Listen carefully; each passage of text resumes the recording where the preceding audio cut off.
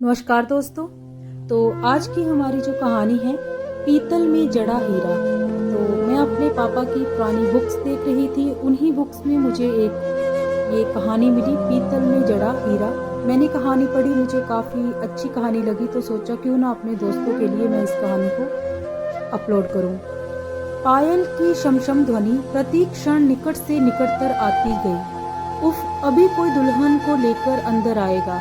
अतुल के हृदय में एक टीस सी उठी। उसे वो सब याद आया कि एक हीरे की जो कभी पीतल में जड़ा गया था। 3 वर्ष पूर्व भी तो उसके घर में ऐसी ही पायल की झनकार गूंजी थी।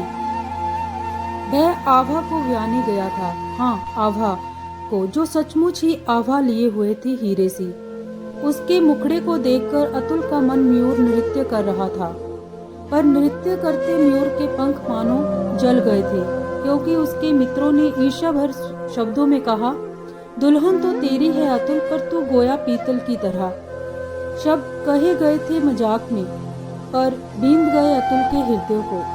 क्या ये सचमुच ही ऐसी है? उसके हृदय में ये एक चिंगारी की तरह सुलग उठी। पहली बार जब उसने कमरे में आभा की पायल की झनकार सुनी, तो उसे लगा मानो कोई उसके कानों में गर्म शीशा डाल रहा हो। आभा का सुलौना मुखड़ा, उसे ऐसे लगा मानो कह रहा हो, तू कहाँ और मैं कहाँ। अतुल ने मुंह फेर लिया। आभा निकट आई। उसने अपने हाथों ही घूंघट खोल दिया, नजरें उठी और पूछा, मेरी भूल? और फिर झुक गई। अतुल का दिल हुआ कि कहीं दूर भाग जाऊं। तभी आभा ने कहा, मेरी कोई त्रुटि हो तो क्षमा करना। अतुल मानो तड़प उठा, 2 कदम पीछे हट गया और भारतीय नारी अपने देवता के चरणों पर गिरकर अश्रुताप करने लगी। और देवता के कर्कश स्वर थे, बंद करो ये रोना धोना। आभा अवसाद से आप्लवित हो उठी। वह पति प्रेम जीतने को व्यग्र हो उठी। उसने नन्हे से घर का रूप बदल डाला अपने कुशल व कोमल हाथों से।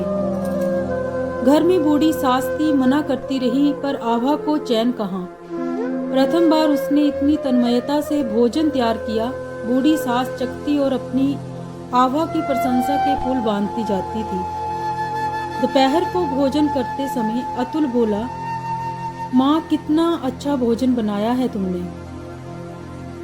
ममता में माँ बोली, बेटा, बहू क्या है, लक्ष्मी है साक्षात, उसी ने ही तो सब बनाया है। अतुल के तन बदन को आग लग गई। धीरे से थाली सरका दी और बोला, आज भूख नहीं है। आभा दुखी हो उठी, पर अधीर न हुई। माँ ने जब बहू को खाना खाने को कहा तो उत्तर मिला, भूख नहीं है। माँ चौंकी, दोनों को भूख नहीं है? कुछ बात हो गई क्या? आभा का हृदय रो उठा, पर उसके होंठ मुस्कुरा दिए। नहीं माँ जी, शादी की मिठाई पेट में कुछ गड़बड़ी कर देती है। भोली माँ जान ना पाई कि उसके घर में कोई तूफान आने वाला है। अगले दिन भी यही हुआ और दिन ऐसे ही व्यतीत होते गए। उदास सवेरा आता और सिसकती सांझ चली जाती। एक दिन अतुल ने स्वयं माँ को अपने हाथों से दलिया बनाने को कहा, पर दलिया बनाया आभा ने ही। जब माँ दलिया प्लेट में डालकर अतुल के पास ले गई, तो अतुल दलिये के लिए माँ की प्रशंसा करने लगा।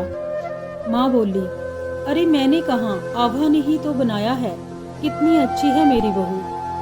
आभा ने बनाया है? और अतुल मुंह में पड़ा हुआ ग्रास भी बड़ी कठिनाई से निगल पाया। माँ पड़ोस में चली गई और आभा कमरे में आ गई। मेज पर पड़ी प्लेट की ओर इंगित करके बोली, ले लीजिए ना। अतुल ने प्लेट उठाकर पटक दी। आभा अचंभित रह गई, कुछ भी बोल ना सकी। प्लेट के उन टुकड़ों को उठाकर चल दी। उसके नेत्र कोरों के उन टुकड़ों से मोती टपक कर उस गिरे हुए दलिये में घुल मिल गए। आभा के गुण यूं यूं अतुल के सम्मुख स्पष्ट होते गए, उसकी मानसिक दशा और बिगड़ती गई। माँ भी सब समझ गई। हताश निराश आशा का कच्चा धागा थामे फिर गई अपने रूठे साजन को मनाने।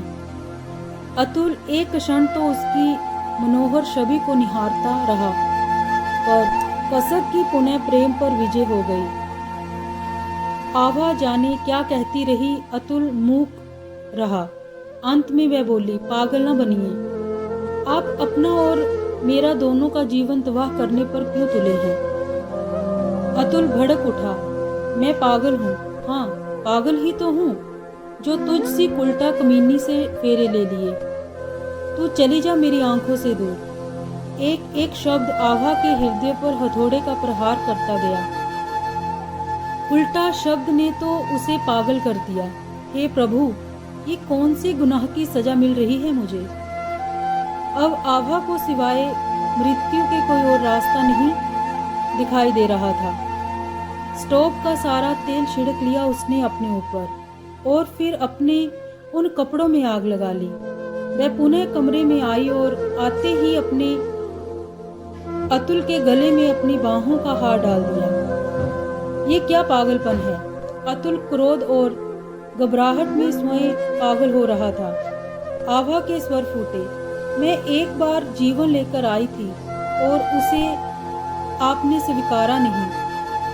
अब मैं मौत लेकर आई हूँ, इसे आप ठुकरा नहीं सकोगे।